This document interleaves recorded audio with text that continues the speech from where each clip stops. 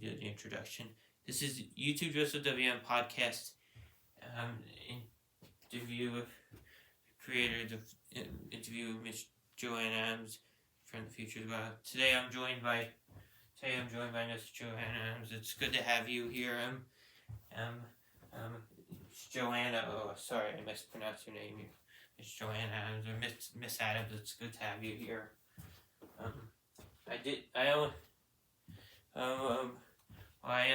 Also, why don't the animals in the original series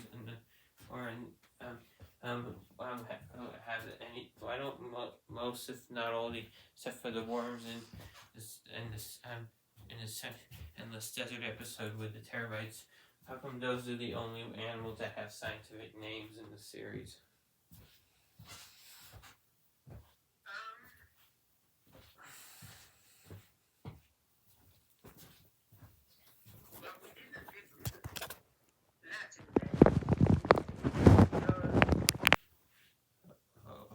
Can you say again?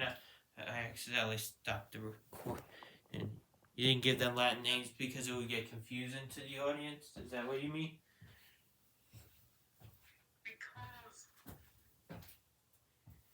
if you think about it, animals of today, which have both a Latin name and a familiar name, because we know what a familiar name is, we know what the animal or plant is. But all the plants we were creating for the wild And animals and new, and so we were familiar with them. and bacteria and protists if you include the red alga from the episode about the shallow seas 100 million years from now, or the sliver sucker in the last episode. Well, I'm sorry, I didn't hear that question. I said also the bacteria and protists, especially like the red alga in the episode about the shallow seas, the 100 million years from now, called flooded world, and also the last episode with the sliver sucker. Is the sliver sucker a protist? Well, What? the sliver sucker's name was given to it because it described so all the futures must be Organisms. describe something about them because people are not familiar. So they. I'm very sorry, but the line is, and I'm having difficulty because I'm here and I say twice. Yeah, I hear you, Scotch, and It's very difficult. we're going to have to continue the interview another time. I think so. Oh, I think you're clear. Better technology. Okay, is it because the fact I'm on my phone, or is it your device? No, I think it's your friend that makes the problem. Okay, Also, because I'm using them and they're not very good with Google Meet. because you're not used to Google. Maybe I'll try to. How about should I switch to try using my laptop now, or should we make a reschedule to a different later date? Well, let's try you. Why don't you try using your phone?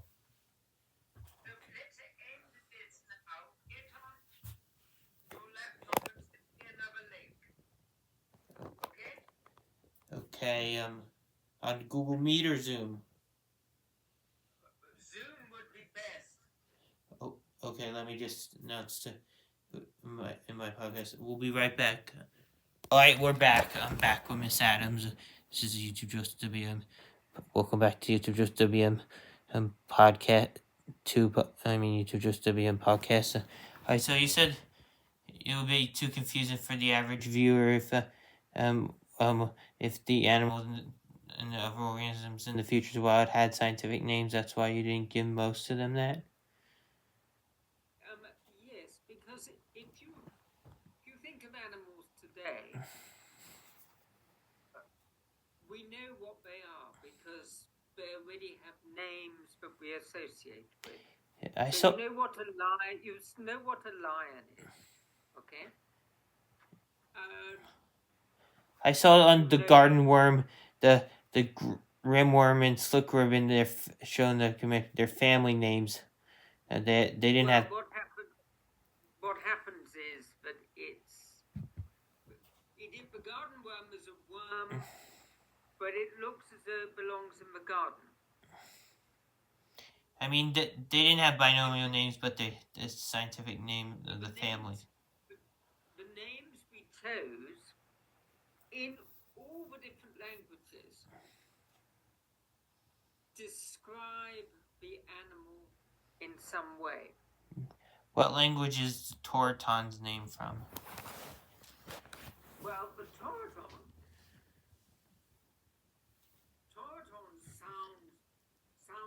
sounds big, doesn't it? So you've got ton in there, which is ton is something that exists in other languages too. A better example of something that works, it has to be where the name has to change and can't be used across all the languages because the name has to describe the animal. I know. It's the mega squid. So if you think of a mega squid, so it's a squid. They could call it giant squid because those already exist. That's the name of a real animal. Yeah, well, because we know what a squid is. Mega implies that it's really big, which it is. I'm in Germany. Okay. So the German name for squid is Kalmar. So in German we call the mega squid Colosso Kalmar because it's like a colossal squid. Yeah, they already knew about colossal and giant squid at the time of the show, which is why they couldn't use those names because those are real animals? No, we created those names. The rainbow squid, same thing. Yeah, we created the names in all the different languages. My favorite animal has to be the most intelligent. The squid. The squibin's the most intelligent. They're the most developed at the moment, yes. The ones we've done so far. They're the most developed. Certainly, the cephalopod group of animals is a group where the scientists.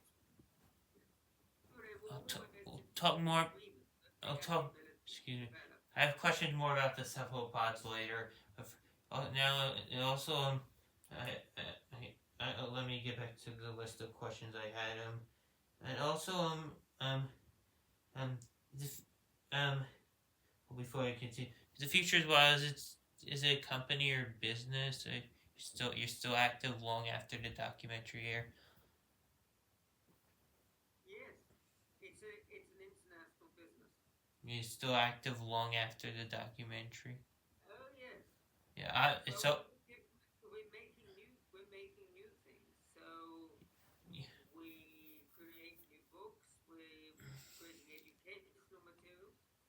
We have a visitor attraction opening in New Zealand in September. Is there one going to be in New York where I am? I'm not in the city. There won't be one in New York. Yeah, we would like there to be one in New York, but we have not got one in America at the moment. We have one in New Zealand. We also have one in association with a dinosaur park in Germany. And we are working with different groups of people all over the world. We have a new book coming out this year. It's in Japanese. So lots of new things happening. Yeah, is there? I mean, I heard people, Chris, think the Torton, something like Torton or the terrestrial squid, get back to later is not that likely. Because that that Torton, because it would need to have a way of cooling itself down. I heard, I know dinosaurs, they had air sac. Tort, I think the Torton would need something similar to air sacs. I've never heard that. You don't, that sauropod, both, so you know what those organs are? Well, yes, I do know I know what you mean, but I haven't heard that. That wasn't discussed. Well, that's my opinion. Some people think the Torton's not that likely. I saw online also that squid be coming on dry land. But more on the squid later. Also, are there fans who have are there fan given names, scientific names for the creatures in the future's wild? Have other fans given their names? Is that what you're asking? You have fans made up scientific names for the creature? Fans have made up their own ideas for creatures. Do you think that's copyright infringement, or do you like that as a company?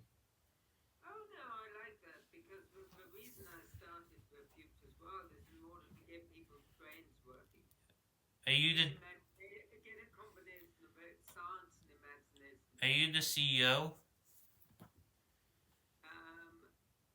Actually, the CEO is my long-term business partner, who is based in New Zealand.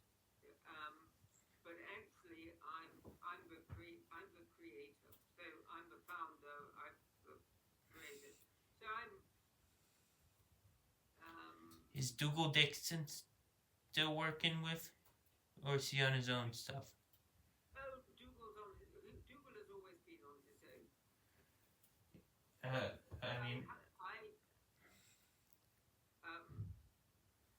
about 6 months after I came up with the idea of making the Futures Wild, somebody suggested Dougal, but I speak to Dougal Dixon. I did not know of Dougal Dixon's work. I know. I heard at the time of the series making the copyrights to Afterman. You know his original speculative evolution book, Afterman. I'm pretty sure you're aware.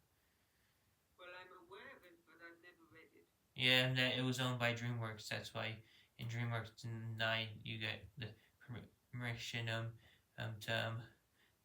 make it into a series. So you made your own creature, which I think made your own creatures and ecosystems type here. I think that was, but I think that's more interesting and creative than using than if they gave you permission to write. Than if DreamWorks gave the Futures Wild the rights to use their creature, the Afterman creatures. I mean. But I didn't want to use somebody else's work. I wanted to create a work of my own. Is that true that Discovery Channel asked? Is that true that Discovery Channel asked them for permission from DreamWorks to use the Afterman creatures, which they had the rights to at the time? No, not at all. How it happened was. So I heard online. In December 1996. This was before I was born. I had the idea of creating a natural history series showing future animal and plant development. I had been a filmmaker and a book publisher about the natural world today, and also dinosaurs. Okay, and I've made a number of series before, and I've done lots and lots of books. Yeah, I'm not clear. Did you say that fans have both made up their own fan-made speech and given fan-made names? Scientific fans have came up with scientific names for the original animals in the Futures Wild. Well, not ones that I've used. No, the fans have created a lot of things based on the Futures Wild for themselves. They have. No one is given. Oh, could I try coming up with names for the scientific names for the animals? Well, you could if you want that they wouldn't be canon. You mean? Well, I don't know, but I would use them. Let me- That would be, I might use them if I want to. If you suggest something that I like, then I might use it. And also But I don't. But I won't necessarily. But I won't necessarily use it. also another thing. I noticed in the documentary they gave the family name, scientific name, Latin family name to the garden worm's family, and the slick ribbon, and the gloomworm's family. Those were the only scientific names they gave. Well, that was a particular group of family. That was particular family group. We wanted to show how that group. Or if you remember, I think what you're referring to as a particular graphic which showed a family group of worms. It's on the wiki page as well. It's on the few.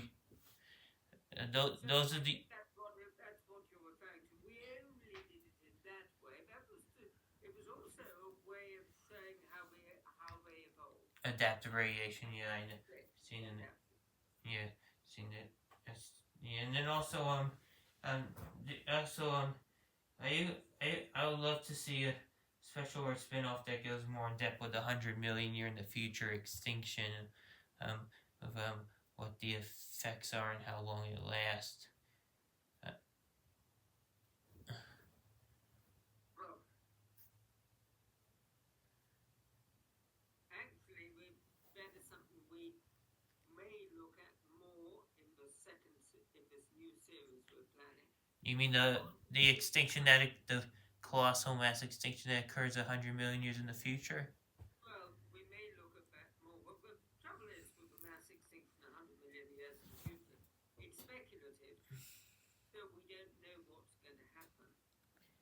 But it gets it's volcanism, is the volcanoes erupt in the sea. Yes, that's a perfectly reasonable. Volcanoes have caused most mass extinctions. They're the leading cause of mass extinctions throughout Earth's history. So we'll see. We might do that. We might not. We're starting discussions with various television channels at the moment. Do you know if the See which way it goes. I'm also looking at doing other things. I'm looking at something about 20 million years in the future. Looking at life forms in and around the Mediterranean Sea in Europe.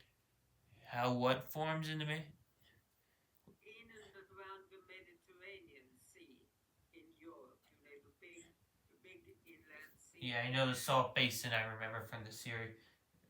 Yeah, I remember that at the end of the climax. There was a very heartbreaking scene where it shows the baby, the scrofer, dies from the exposure to the harsh. Yes, that's one of the saddest moments.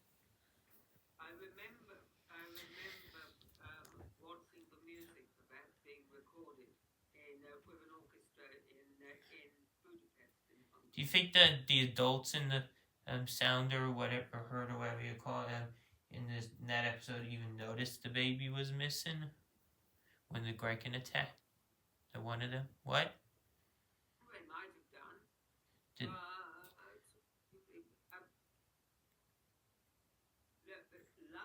Life and death just happens, Was that the climax when the baby got missing and the soft flesh and eventually died? Was that the climax of that episode? No, it wasn't. I don't think so. The Kraken attack was? Why don't you watch the episode again and make adjustments yourself? Certainly, the baby's for dying was a high point for me. It's a feel point I particularly remember, because I particularly remember the music as well, and I remember the lady who played the cello for the music. Yeah. And then also, Wonderful moment for me. yeah. Also, about one more question before I move on about the 100 million year future extinction. Is it global cooling that the volcanoes cause an impact, a volcanic winter, or global warming, or is it both? Well,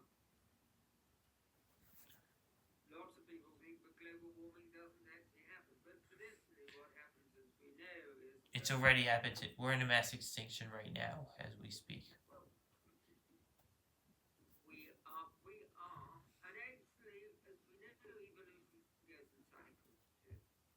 And so, I mean, when volcanic erupt, happens when you get a lot of volcanic activity, it heats up the earth. But when you have so much volcanic activity, and you have a lot of, you have always muck out of the atmosphere, then it blocks out the sun, and then we start to cool down again. yeah, And then it happens again. like Like this all the way through. sometimes you mean that sometimes you mean that the I know sometimes it starts with that sometimes it starts with global cooling and or volcanic winter, then goes to global warming. Sometimes it goes in cycles of each with acid rain. Is it the first one? How the It's not just acid rain. We go through hot and cold periods because the way the Earth works, it goes towards extremes and it adjusts back to the extremes. you mean during the 100 million year future extinction? Is it periods of hot and cold? Well, you just have to look at what happened in the. You just have to look at what happened in the past. Yeah, what? Actually, those cycles are becoming a bit faster recently. It's 100 million year in the future extinction. Is it to rival the Great Dying?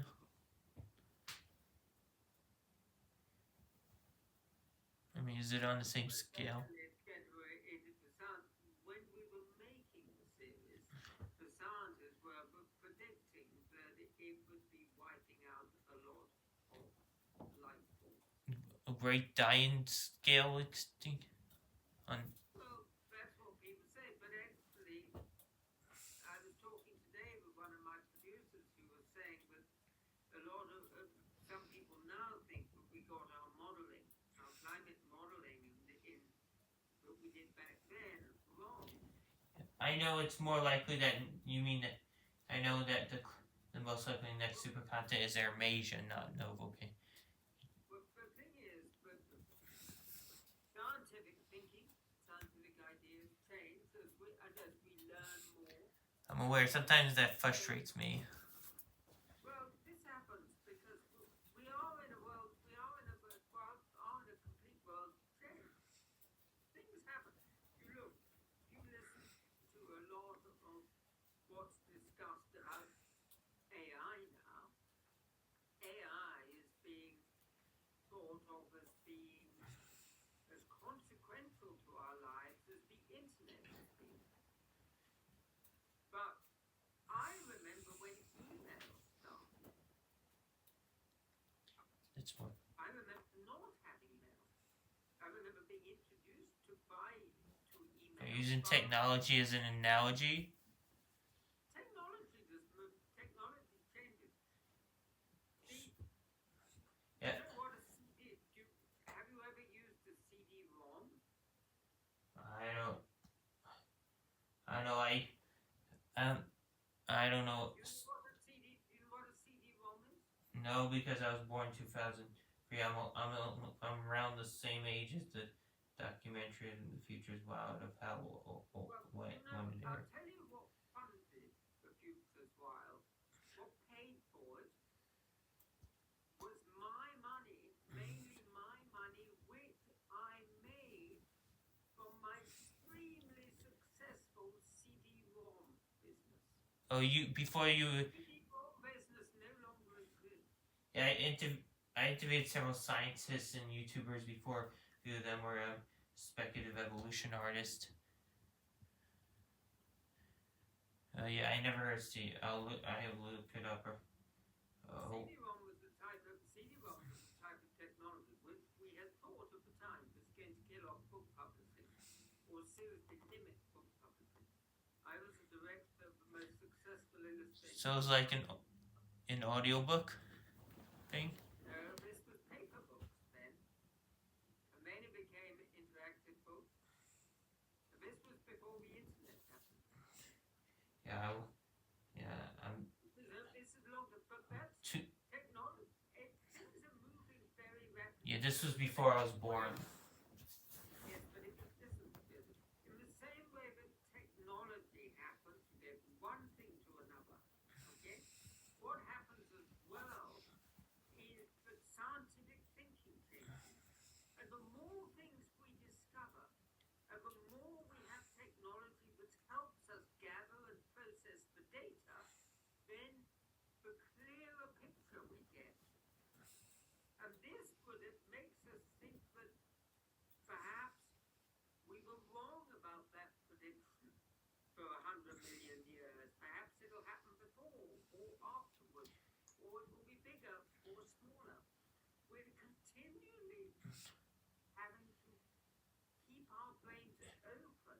So The future's world was not designed to show people exactly what will happen.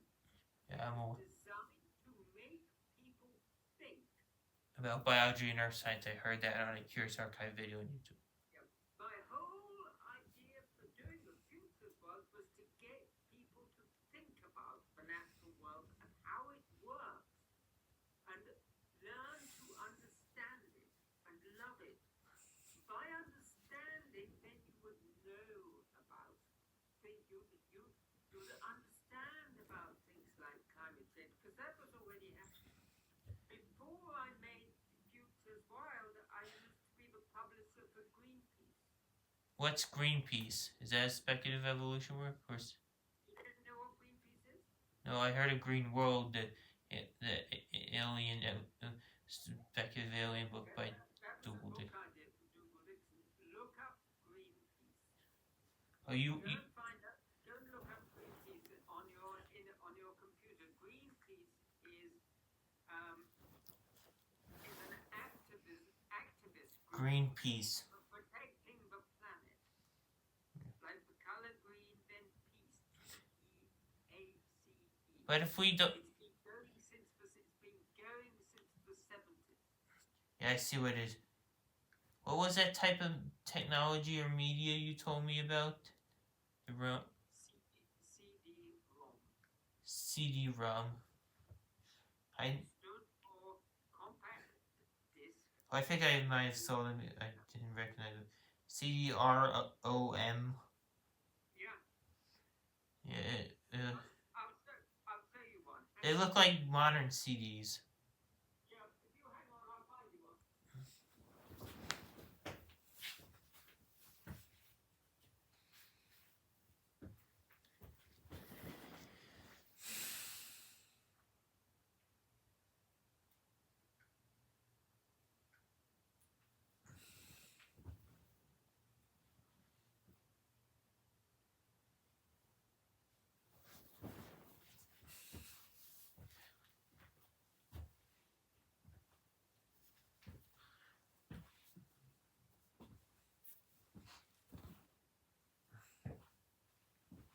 Miss Adams, are you there?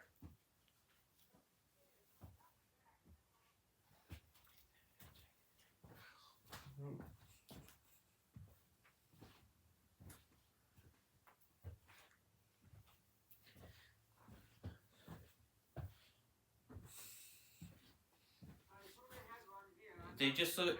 I don't know if I would be able to tell them apart from a blank modern DVD. I'm moving house at the moment, so which is why you see lots of boxes behind me. Anyway. A lot of things are packed up. So, okay. So how are we doing? How's your next question then? So, do any of the scientists who worked on the series or franchise have their own speculative evolution projects? I mean, scientists like Bruce Tiffany or Stephen Palmetti, who's a marine bot, or like Richard Forty, or any of the others. Do they have their own? They were all chosen because of their understanding of evolution. Do any of them have their own personal speculative evolution projects that they're working on?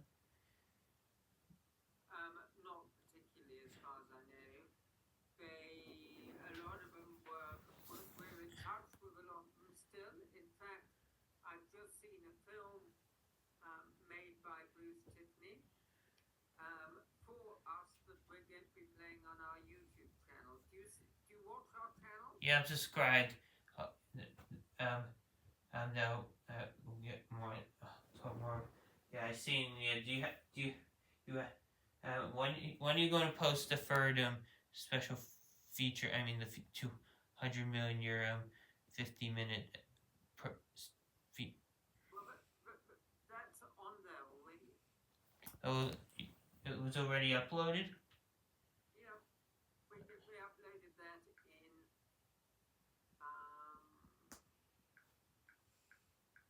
That was uploaded. The 200 million year one. I always seen the. 200 million, but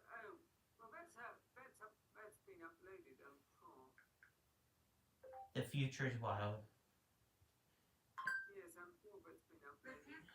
Anyway, now the 200 million year in the future, 52-minute special. I don't know if it's called special feature or special one, but it doesn't say it's. It doesn't show it's up yet. It's uploaded yet. Hang on.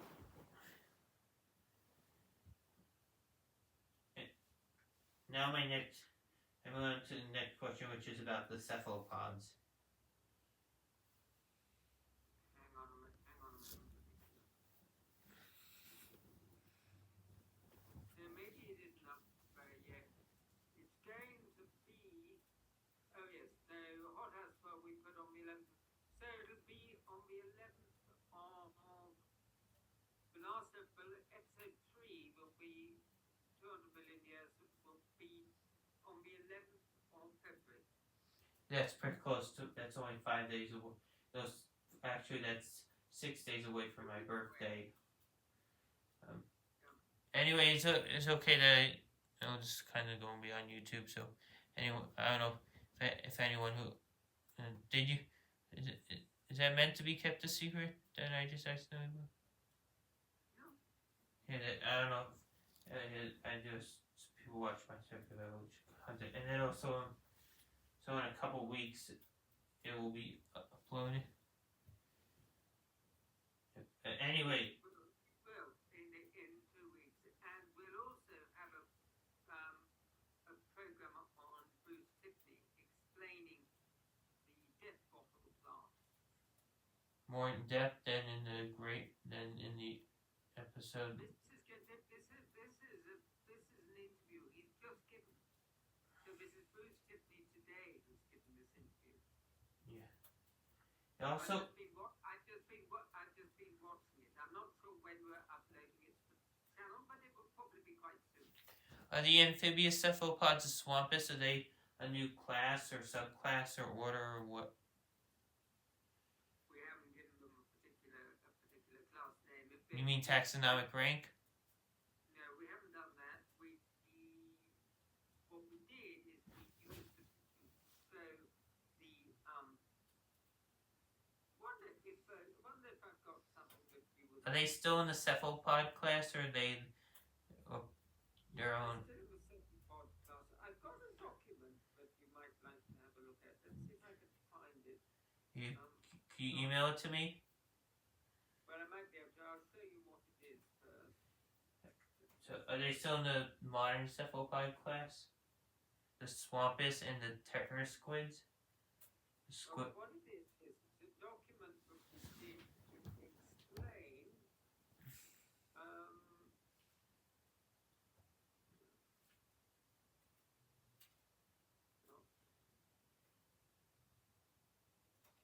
the swampus, I mean, in the pterosaurids and the like the squid and megasquid, are they all still in the modern cephalopod? Same class as modern cephalopods that live in the ocean?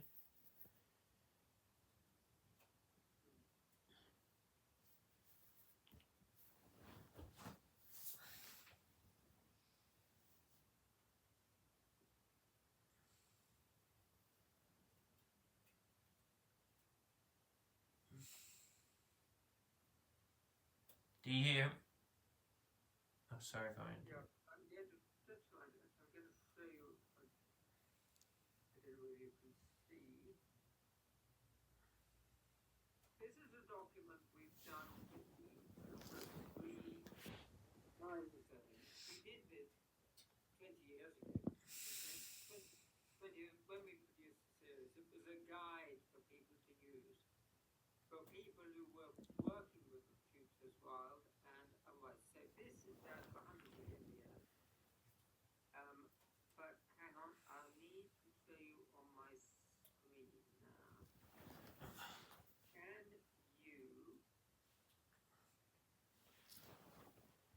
you see my screen? Yeah, I see. I've seen the maps of the world each time period in the Natural History Future book. Okay, so this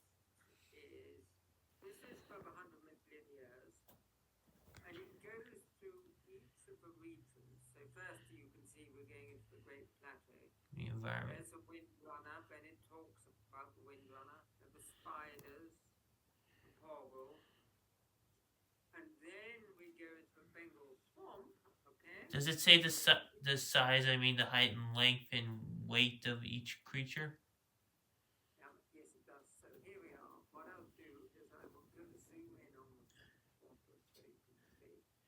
So, times of swampus, an octopus which has successfully benched onto land and become adapted to live both in water and on shore. Formidable predator measuring up to 3 meters in length, using its arms to grab passing prey and a highly poisonous bite to quickly subdue its cast. Time zone 100 million years. Type cephalopod, land and water living octopus. 20 kilos in weight. Ancestor octopus. Lives in swamps and wetlands. Eats predator. Eats other animals. I thought it showed in the documentary it was feeding the baby swampus in the nursery vase of fish. Absolutely. So, and if you it talks about behavior feed now, it does that for every single creature. Have you? Would you like me to send you a copy of this? Yeah. Have you shown any fans or viewers any of this, or am I the first viewer to see this? Some people have seen it, but I don't. I've sent it to people who are creating things together with me. Oh, For example, it was sent to the people who created the children's animated series long time ago. yeah, I know. Yeah, I heard. I know the kid. I don't usually share this. I'm going to share it with you. It's special, and I'm going to share it with you. Thank you so much. And So there are 3 of these. I'm going to send it to you by email. There's one for each. There's one for each time. they never revealed what the Spitfire bird ate. I thought it sipped nectar or pollen. I thought it ate some of the chemicals as well as used them for defense. It showed in the documentary where the swampus had feeding the babies in the nursery vase of fish. So why isn't that on there? I'm just curious. Well, we can't keep it. We haven't got everything. After all, if we did everything, then it would need to be a complete. Rather than a few pages be about that big, wouldn't it? I have files here, and I've got all the original drawings for all the animals as well, including the animals that weren't included. So I'm going to send you this. No, I'm going to send you these pictures, okay? Yeah, and yeah. I probably save them to PDF. Also, I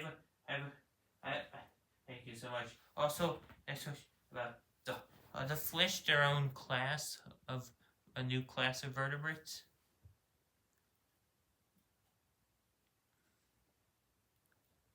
Well, they would be. They are something new, but they are still developed from a fish. So they're essentially still a fish. But it was the same way, but so many creatures developed from other roots. So you will have a dolphin is a mammal. But it doesn't look like a mammal on land, but it's still a mammal. So we just haven't got around to giving it sort of whole genus name for the fish, but it is something different. It's its own class of fish. Well, it would be, wouldn't it? Because Sorry. it's developed other skills, hasn't Sorry, my phone made noise. Also, the silver swimmers, are they a single class per se, or are they as diverse as fish were? Well, there'll be multiple classes. We imagine that there are going to be thousands of different types of silver swimmers. So they will be as diverse as the fish before them? Oh, yeah, because it's filling the space of the fish. So naturally, it would diversify. And the only fish, It would diversify to survive in all the many, many different environmental niches where there's a potential for something to survive. didn't talk about whether they were in brackish or freshwater this series. Well, there's no reason why they couldn't be both. Maybe something else is filling the niche. After all, the octopods that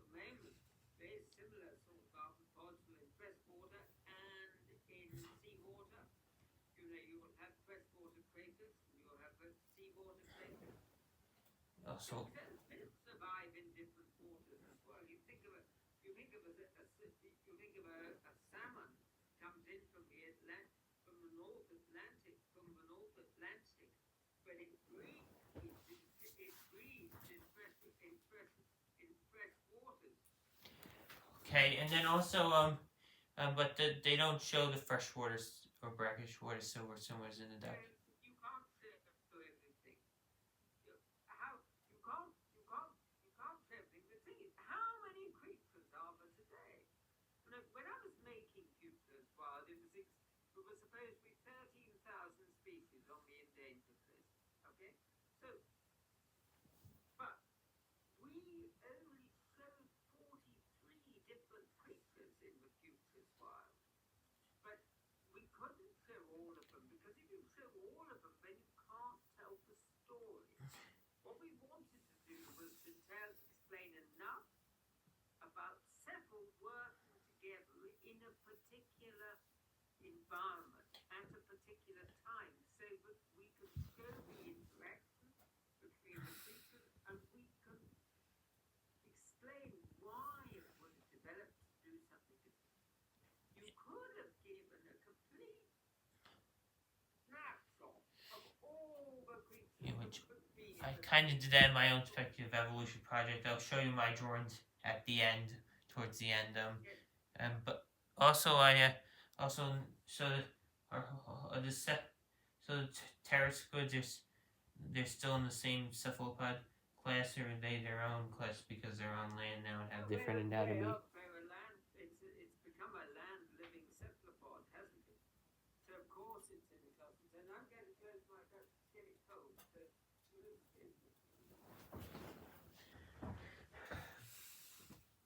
need to finish quite soon, but we can do this again if you like sometime.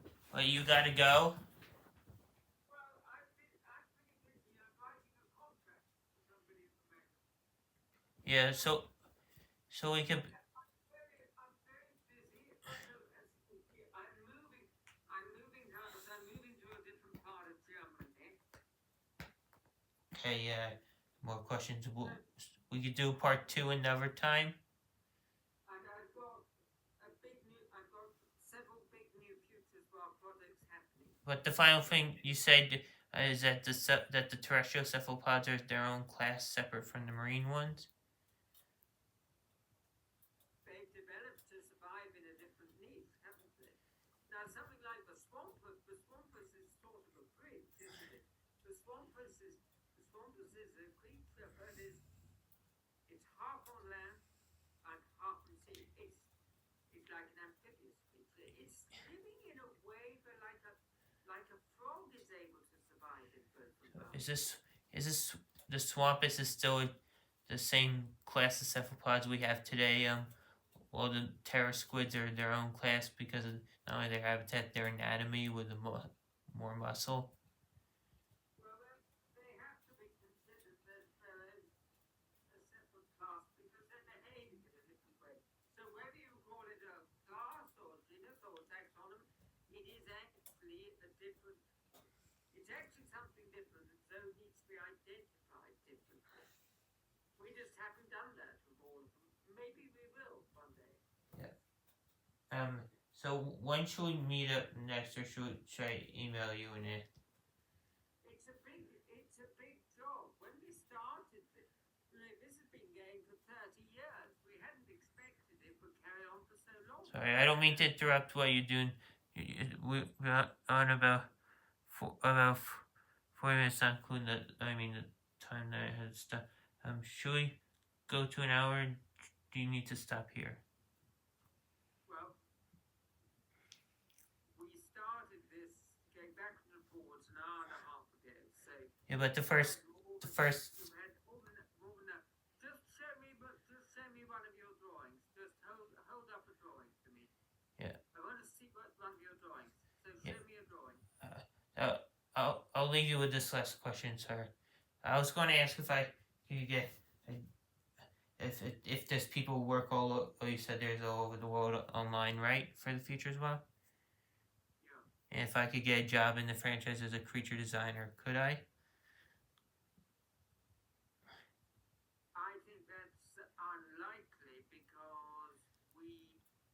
have the scientific experience, do you? Yeah, I haven't been to college yet, but I do know a lot about earth science and biology.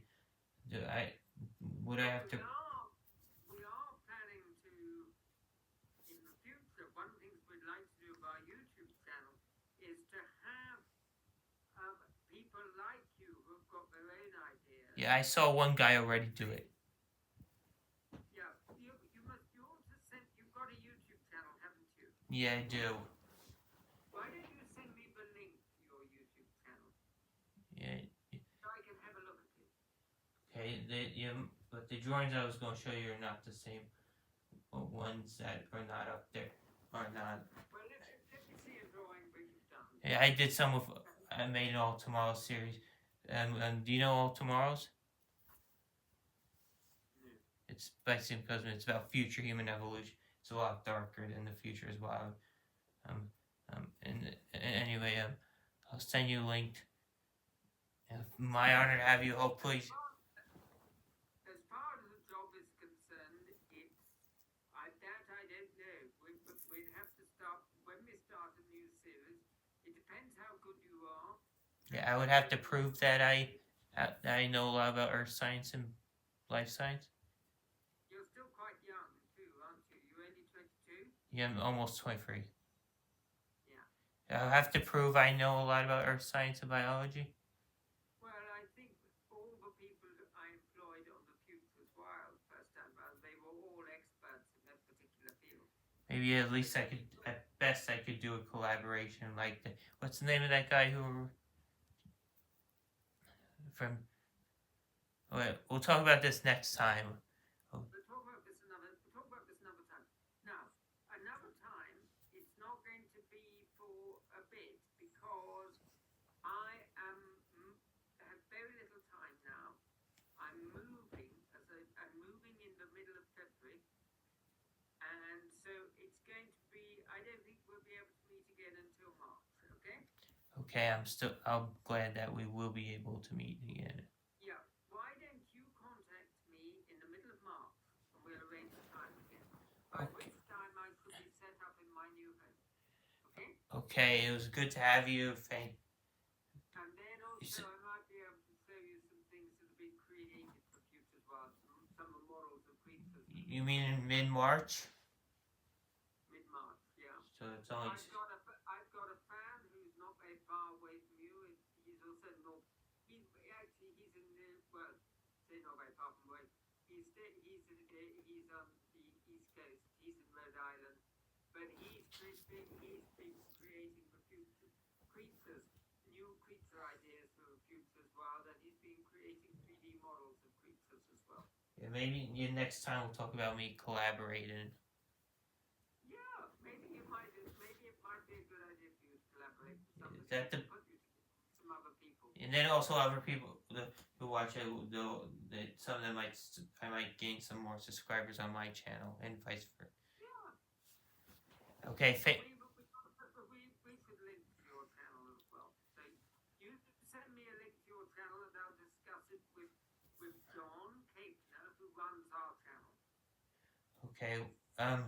And then also okay, it was nice talking to you. Sorry, I don't mean to keep holding you up. No, that's all right. Yeah, I have other things to do myself. So is this podcast being recorded just now? Yeah, it is. It's still.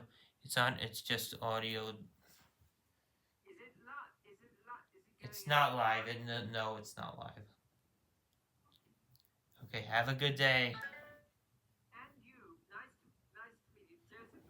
Thank you very much for contacting me. You're welcome, Miss Adams. I've enjoyed talking to you. You too. See you. Hope. And you don't need to call me Miss Adams. You can call me Johanna. You will. Okay? Okay. Okay. Okay. Bye. Goodbye, Joseph. See you soon. Bye.